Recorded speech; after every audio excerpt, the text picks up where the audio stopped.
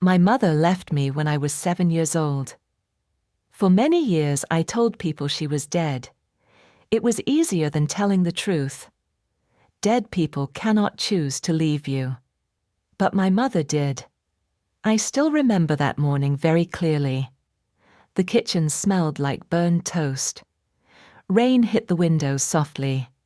The television was on, but nobody watched it. I sat on the floor with my favorite toy rabbit and drew pictures with broken crayons. At first, the day felt normal. Then I saw the suitcase. It stood near the front door like a quiet stranger. Brown, old, half open. My mother moved around the apartment quickly. She folded clothes with nervous hands. I looked up at her. "Are we going somewhere?" I asked. She did not answer right away. My father stood near the kitchen sink. His face looked cold and tired. He crossed his arms tightly and stared at the wall. The air inside the apartment felt heavy. Finally, my mother said softly, "No, sweetheart." Sweetheart. I hated that word for many years after that. She walked into my room and picked up a few more things. I followed her quietly. "Why are you packing?" I asked again. This time she looked at me. Her eyes were red, but there were no tears. "Mum needs to leave for a while," she said. A while sounded small to a child. Like 1 day, maybe 2. So I nodded.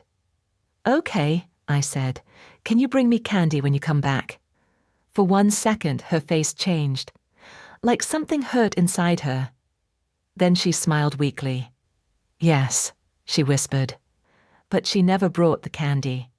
My father suddenly spoke from the kitchen. "If you leave now," he said, "don't come back again." His voice sounded low and dangerous. I got scared. I looked at both of them like I was watching strangers fight in a movie. I did not understand what was happening. Children often understand feelings before words. And that morning I understood one thing very clearly. Something was breaking. My mother walked toward the front door. I ran after her quickly. "Mom!" She stopped. "Can I go with you?" The apartment became silent. I still remember that silence. It felt louder than shouting. My mother slowly turned around. She looked at me for a long time. Then she knelt down in front of me. Her perfume smelled soft and familiar. I remember that detail because it disappeared from my life after that day. She touched my hair gently. "No," she said quietly, "you should stay here." "Why?" Her lips moved, but no words came out. I waited. Children always wait. Finally, she stood up again. "I'm sorry," she whispered. Then she opened the door and left. Just like that. No long goodbye, no hug. No promise to call me every night. Only the sound of the door closing. I stood there for a long time with my toy rabbit in my arms. I truly believed she would come back before dinner, then before bedtime, then maybe next week.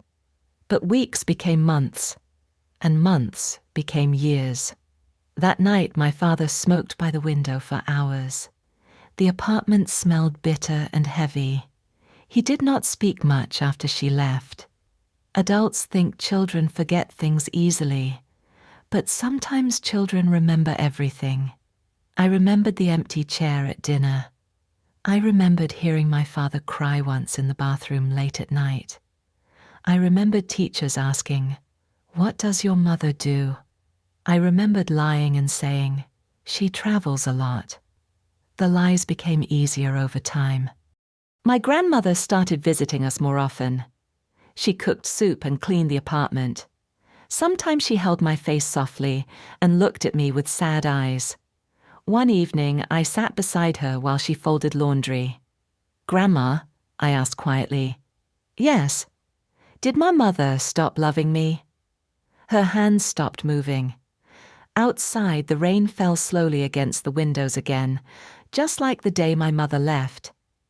My grandmother looked tired suddenly, older. She pulled me closer and kissed my forehead. Then she said the sentence that followed me through my entire life. Some people are too weak to stay. I did not fully understand her words at 7 years old, but I understood the feeling.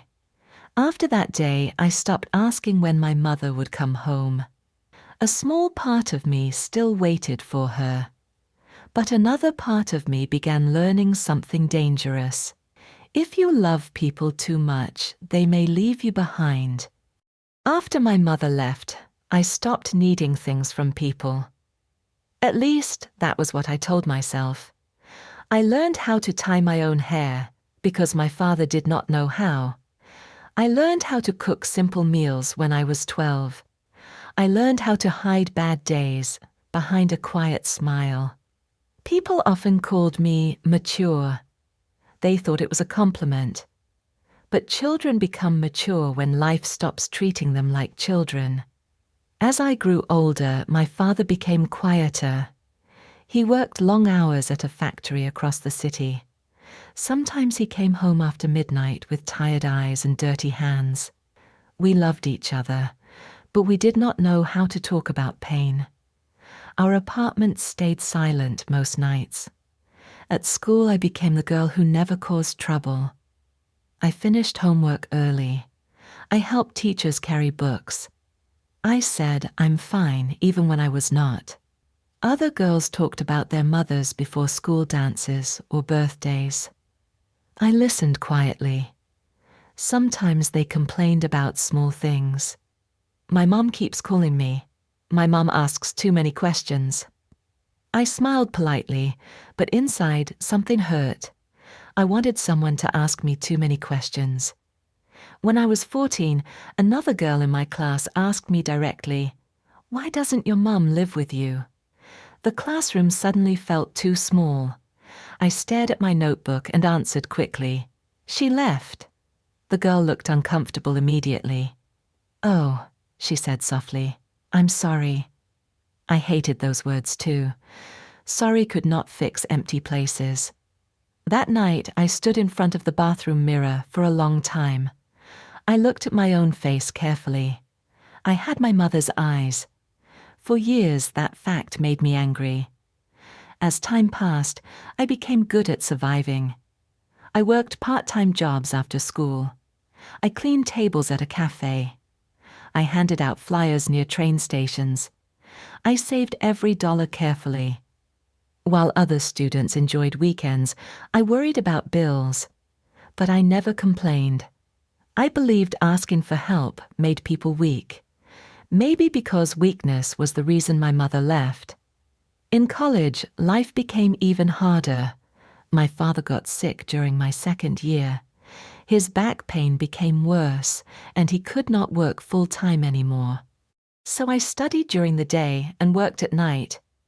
Some nights I only slept 3 hours. I still remember one winter evening very clearly. Rain covered the streets outside the convenience store where I worked. My feet hurt badly. My eyes burned from exhaustion. A happy family walked into the store together. The little daughter laughed while her mother fixed her scarf gently. Such a small moment, but suddenly I could not breathe properly. I locked myself inside the storage room and cried silently between boxes of instant noodles. Not because I was tired, because deep inside I still wondered one terrible thing. Why was I not enough for my own mother to stay? That question followed me everywhere. It sat beside me during exams. It followed me home on crowded buses. It waited beside my bed at night. Years passed. I graduated. I found an office job at a small design company. I rented my own apartment. From the outside, my life looked stable. People admired me. "You're so independent. You're strong. You always have everything under control." I smiled every time. But control became my way to feel safe. I planned everything carefully. I never depended on anyone. I never borrowed money. I never called people when I felt sad, and I never let anyone get too close. Then Daniel joined the company. At first I did not pay much attention to him. He was friendly with everyone. He laughed easily. He brought coffee for co-workers without being asked. People like him made me nervous. Warm people felt dangerous. One afternoon the printer broke while I was preparing an important report. I had already skipped lunch and stress pressed heavily against my chest. "Great," I muttered angrily. "Perfect timing." Daniel walked over slowly. "Need help?" he asked. "I'm fine." He looked at the broken printer, then at me. "You say that a lot." I frowned. "What?" "I'm fine," he repeated gently, "even when you clearly are not." His words irritated me immediately. "I can handle my own problems." "I know," he said calmly, "but handling everything alone must be exhausting." I froze.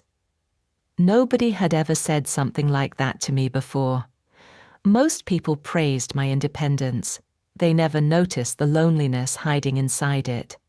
For the rest of the day, I could not focus properly. That night, I stayed late at the office to finish work. The building became quiet after everyone left. When I finally walked outside, I saw Daniel sitting near the entrance with 2 cups of hot coffee. "You're still here?" I asked. He lifted 1 cup slightly.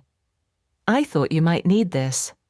I almost refused automatically, but the night air felt cold and my body felt tired. So I accepted the coffee quietly. We sat together on a bench under the city lights. For a while, neither of us spoke. Then Daniel asked softly, "Why do you act like the whole world depends on you?"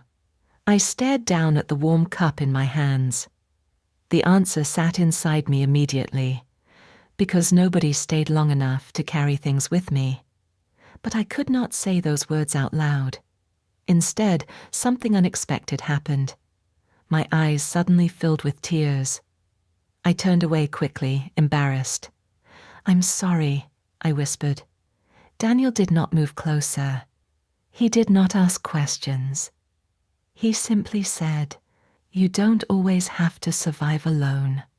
And hearing those words hurt almost as much as hearing my mother leave. 3 months after I met Daniel, my mother returned. It happened on a rainy Thursday afternoon. The office closed early because of a storm. Dark clouds covered the city, and cold wind pushed rain against the windows. By the time I reached my apartment building, my shoes were already wet. I remember feeling tired that day. Not sad, not angry, just tired. I unlocked my apartment door slowly and stepped inside. The room smelled faintly like coffee from the morning. Everything looked calm and familiar. Then someone knocked on the door behind me. At first I thought it was a delivery worker. I opened the door without thinking, and my entire body froze. A woman stood in the hallway holding an old black umbrella. Rainwater dripped onto the floor beside her shoes. Grey streaks ran through her dark hair now. Her face looked thinner than I remembered, but her eyes were the same. My eyes. For 1 long second, neither of us spoke. Then she gave a small, nervous smile. "Hello," she said softly. My chest tightened immediately. I knew that voice. Even after 20 years, I knew it. My hand slowly slipped from the doorknob. The woman looked at me carefully, almost like she was afraid. Then she whispered the words I had imagined hearing my entire life. "I'm your mother." The hallway suddenly felt too small, too quiet. I stared at her without moving. Part of me wanted to slam the door shut. Part of me wanted to cry like a child. Instead, I asked the only question my mind could find. "How did you get my address?" She looked down briefly. "I asked your aunt," she said. Of course. Family members always believed blood could repair everything. I realized then that my heart was beating very fast. My mother tried to step closer. "You've grown so much," she said quietly. I moved back immediately. The pain on her face lasted only a second, but I noticed it. Good, I thought coldly. Now you know how leaving feels. The thought shocked me. I was not an angry person. At least I never believed I was. But standing in front of her opened something old and dark inside me. "Why are you here?" I asked. Rain hit the apartment windows heavily behind me. My mother held the umbrella tighter. "I just wanted to see you." After 20 years, the sentence almost came out of my mouth, but I stayed silent. She looked nervous now, older, smaller somehow. For years, I imagined this moment differently. I imagined yelling at her. I imagined demanding answers. I imagined asking why I was not enough. But real life felt stranger than imagination, because the woman standing in front of me did not look powerful anymore. She looked tired, weak, human, and somehow that made everything harder. My mother glanced inside my apartment. "You have a beautiful home," she said softly. I crossed my arms. "What do you want?" This time she did not answer immediately. That silence told me everything before the words arrived. Finally she spoke. "I haven't been feeling well lately." There it was. Not, "I missed you." Not, "I'm sorry." Only need. She explained that she had health problems now. She said she could not work regularly anymore. The apartment she rented was being sold soon. Then she looked directly into my eyes. "You're my daughter," she whispered. "Family should help family." The sentence hit me like ice water. Family. Where was that word when I waited by the door at 7 years old? Where was family during birthdays, school graduations, hospital visits with my father? I suddenly felt very cold. My mother noticed my expression quickly. "I know I made mistakes," she said fast, "but I had a difficult life too." I laughed softly before I could stop myself. Not a happy laugh, a broken one. "You had a difficult life?" My voice sounded unfamiliar even to me. "I was a child." She looked away immediately. Guilt moved across her face for a second. But then she sighed deeply, like she was tired of carrying the past. "I didn't come here to fight," she said quietly. Neither did I. But somehow the fight had lived inside me for 20 years already. The hallway became silent again. Finally, I stepped back from the door. Not because I forgave her, because my legs suddenly felt weak. "You can come in for 5 minutes," I said coldly. My mother entered carefully like a stranger visiting someone else's home. She sat on the edge of the couch and looked around nervously.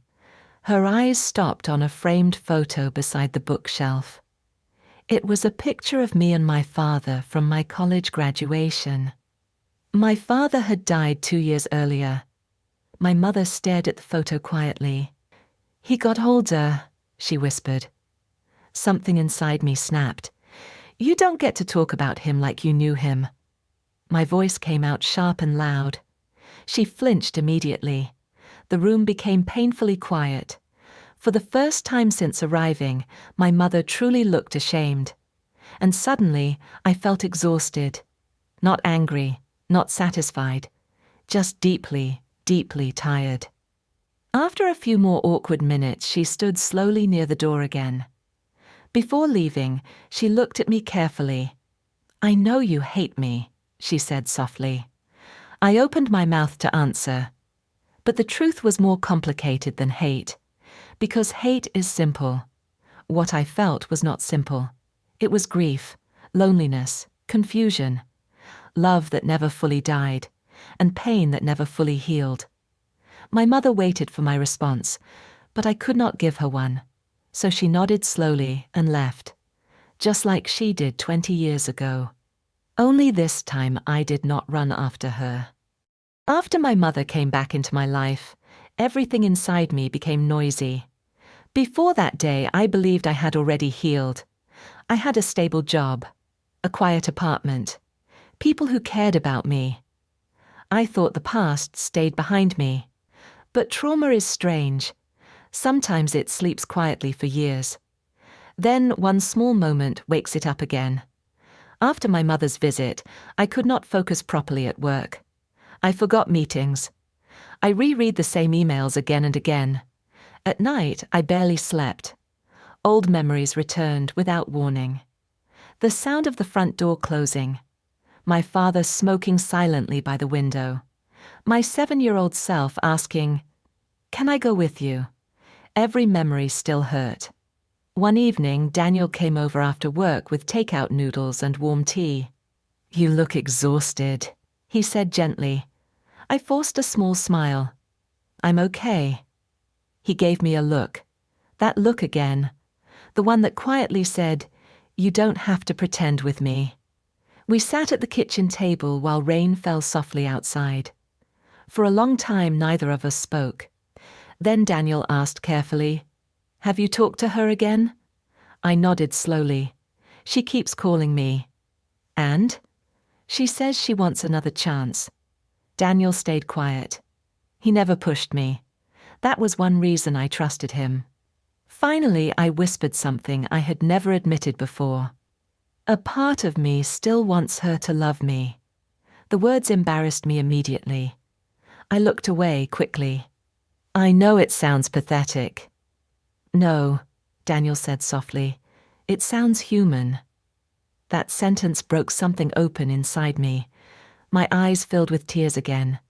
"I hate this," I whispered. "I hate that she still has this power over me." Daniel reached across the table slowly and held my hand.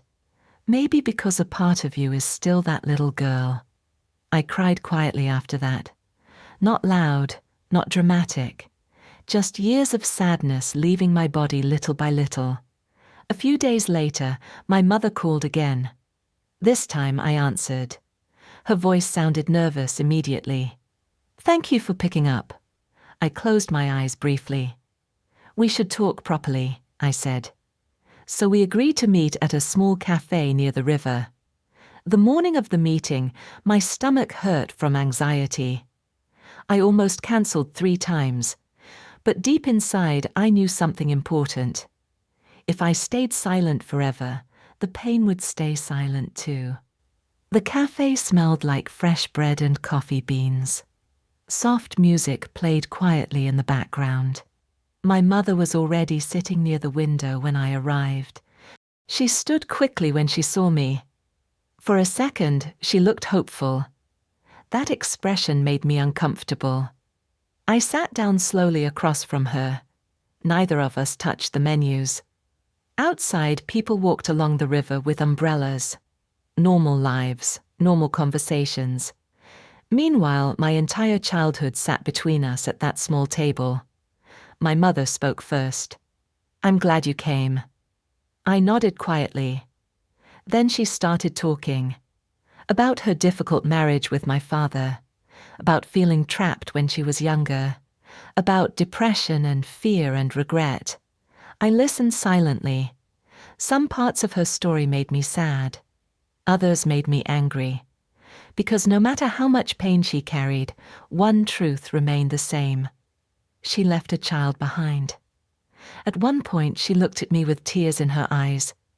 "You have to understand," she whispered. "I was unhappy." The sentence stayed in the air between us. I waited. I waited for something more, an apology, responsibility, a mother finally seeing her daughter's pain. But nothing came, only silence. And suddenly, something inside me became very calm. Not cold, clear. For most of my life, I believed her leaving meant something was wrong with me. Maybe I was too difficult, too needy, too unlovable. Children always blame themselves first.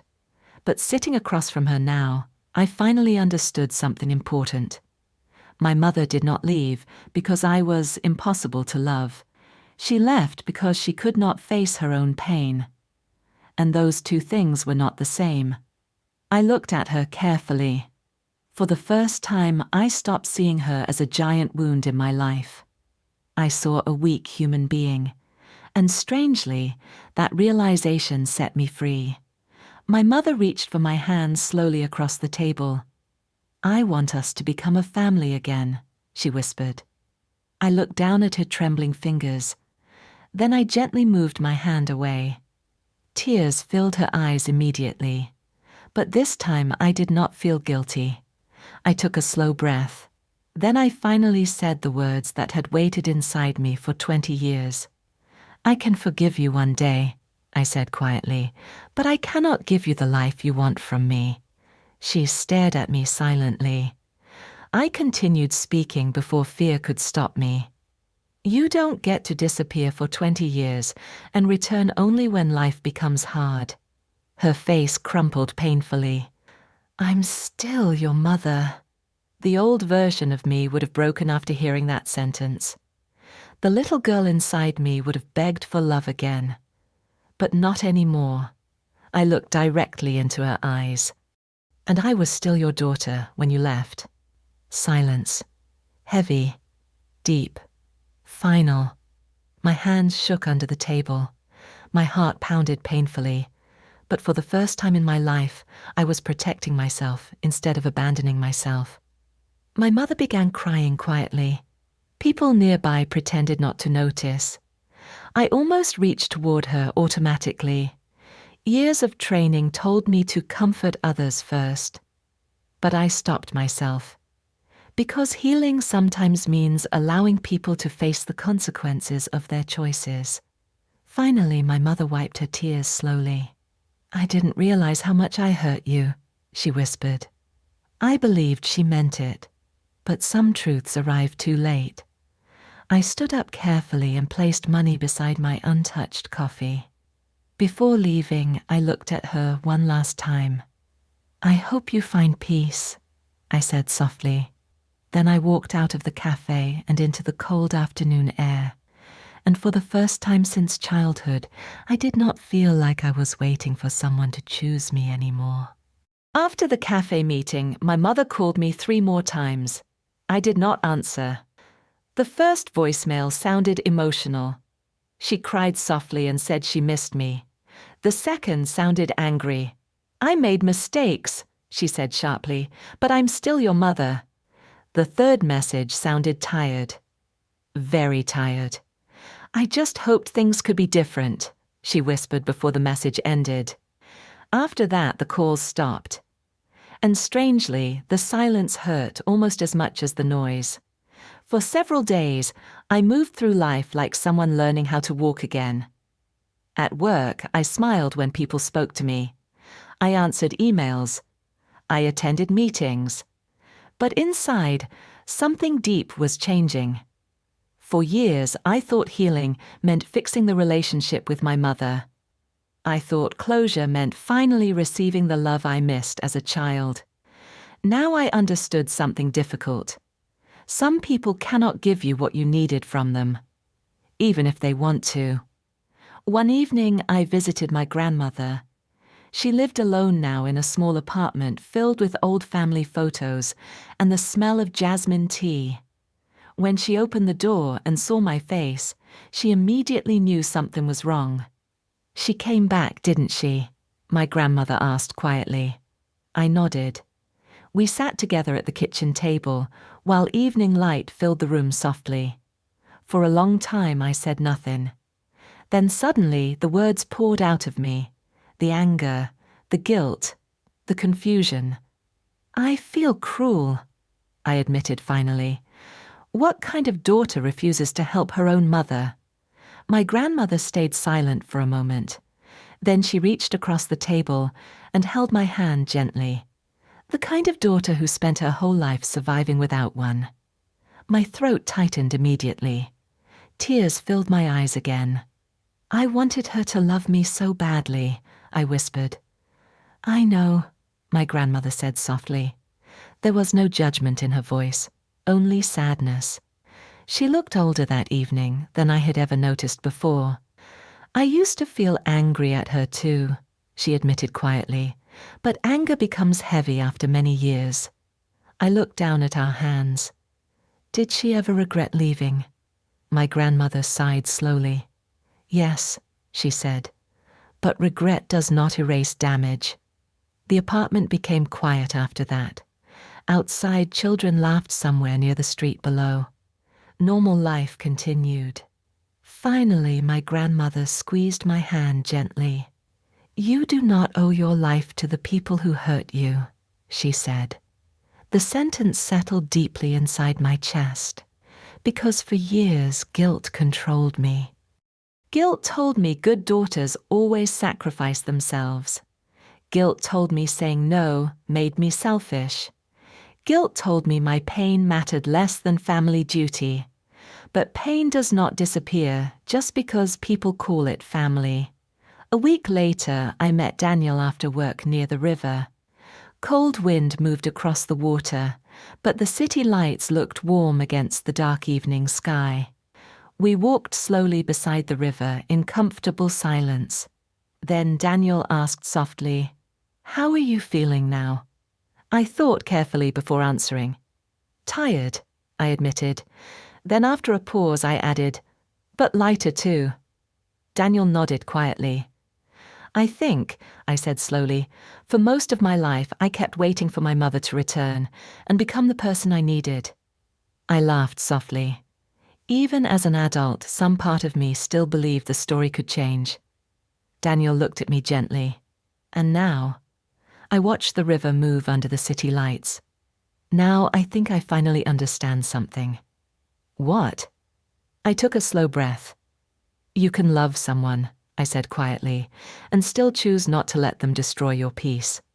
The words felt powerful once they left my mouth. "True." Daniel smiled softly. "That sounds like healing to me." Maybe he was right, because healing did not arrive like happiness in movies. There was no dramatic music, no perfect ending. Healing arrived quietly, like finally putting down something heavy after carrying it for years. A few days later, I contacted a local social worker and asked about support programs for older adults. I gave my mother the information through a short text message. I did what I could, but I did not invite her into my home. I did not promise to become her caretaker. And for the first time in my life, I did not hate myself for creating boundaries. One Sunday morning, I woke up early before sunrise. Soft golden light entered my apartment slowly. I made coffee and sat beside the window in silence. The city looked peaceful below me. And suddenly I thought about the little girl I used to be. The child who waited near the door. The child who thought being abandoned meant being unlovable. The child who spent years trying to become good enough so nobody would leave again. I closed my eyes briefly. Then very softly, I whispered the words that little girl needed to hear long ago. "It was never your fault." Tears rolled down my face quietly. But this time they did not feel bitter. They felt clean, free. A few minutes later, Daniel called me. "Morning," he said warmly. I smiled automatically. "Morning. What are you doing?" I looked out at the brightening sky. "Nothing special," I answered softly. And for the first time in many years, that sentence felt beautiful.